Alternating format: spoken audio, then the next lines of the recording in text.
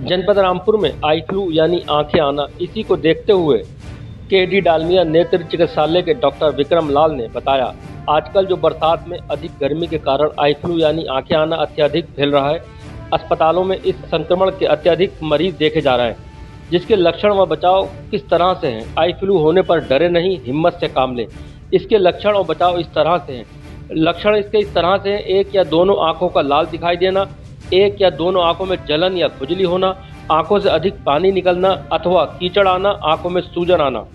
इसके बचाव इस तरह से है: अपनी आंखों को बार बार हाथ ना लगाएं, आंखों को बार बार ठंडे पानी से धोएं, आंखों पर किसी प्रकार का कपड़ा ना लगाएं, अपने नज़दीकी डॉक्टर से परामर्श लेकर दवा लें, आंखों पर काला चश्मा लगा कर रखें। और हाँ, ये किसी की आई फ्लू की आंखें देखने से आई फ्लू नहीं होता है।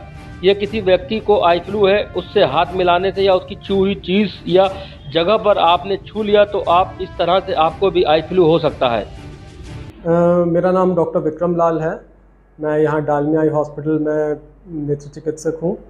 और आजकल आप ठीक कह रहे हैं, आजकल आई फ्लू बहुत ही एक तरह से एपिडेमिक बना हुआ है। पिछले 15-20 दिन में हम लोग रोज़ लगभग 50 से 60 मरीज देख रहे हैं, जो कि एक दूसरे से ट्रांसमिट होता है। जब भी बारिश होती है, उसके बाद नमी होती है या धूप निकलती है, तो कुछ वायरस और बैक्टीरिया पनपने लगते हैं, जो कि बहुत आसानी से एक दूसरे से जो है ट्रांसमिट हो जाते हैं।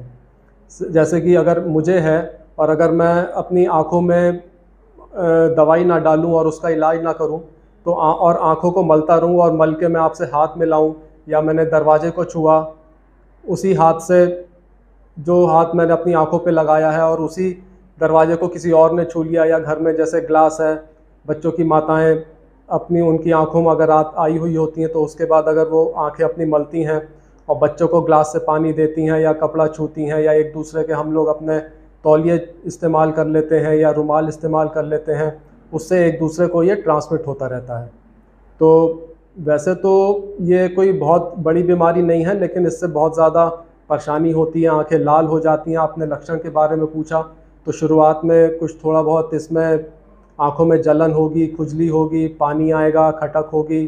फिर अगर उसका इलाज समय पे नहीं किया जाए तो उसमें फिर आंखों में बहुत ज़्यादा लाली और सूजन हो जाती है, और कीचड़ आता है इसके साथ ही काफ़ी लोगों को भी। इसके उपाय क्या है? इसका उपाय सबसे पहला तो बचाव है कि आप अगर किसी को हो गया है तो वो काला चश्मा पहन के रखें, आंखें मले नहीं, और बार बार जो है पानी के छींटे मार के आँख धोता रहे।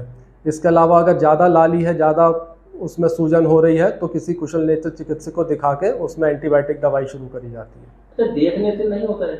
नहीं, ये देखने से नहीं होता। इस बार कुछ ज़्यादा देखने को मिल रहा है, क्या कारण हो सकता है?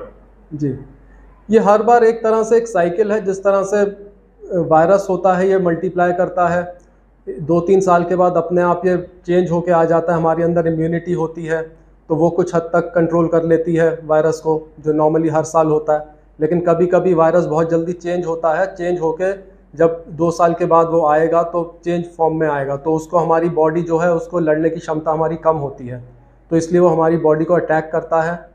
ये खाली आंखों पे ही नहीं करता, कभी कभी जुकाम, खांसी, बुखार ये भी कर देता है। इससे बचने के लिए क्या मैसेज देना चाहें, क्या उपाय देना चाहेंगे जनता को? इससे बचने के लिए सबसे ज़रूरी तो ये है कि अगर घर में किसी बच्चे को हुआ है, या कोई परिवार का ऐसा व्यक्ति है जो कि ऑफिस जाता है, या बच्चे जैसे स्कूल जाते हैं, वो स्कूल ना जाएं उस दौरान, आंखें मले नहीं, उनको एक काला चश्मा वो पहन लें, और उनका तौलिया, रुमाल, कपड़ा सब अलग रखें, उनको थोड़ा सा अलग रखें। जिस तरह से कोरोना में सबको हमने एक अलग तरह से आइसोलेशन कर दिया था, उस तरह से 2-4 दिन के लिए ये रहता है, उसके बाद स्वयं ही ठीक हो जाता है।